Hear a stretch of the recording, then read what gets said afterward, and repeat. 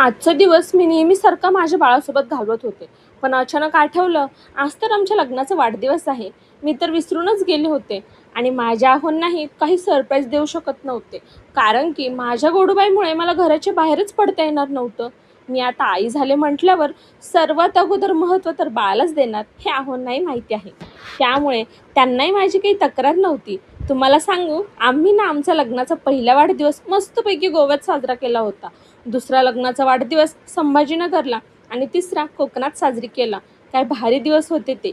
यावेळी मात्र काही खास नाही. यावेळी आमची ॲनिव्हर्सरी आम्ही आमच्या बाळासोबत मुंबईला साजरी केली. आमच्या लग्नाला बघता बघता कधी 3 वर्ष पूर्ण झाले समजलं पण नाही. कधी हसत खेळत, रडत पडत, रुसत फुगत तर कधी धिंगाणा मस्ती करत आमच्या संसाराला 3 वर्ष झाली.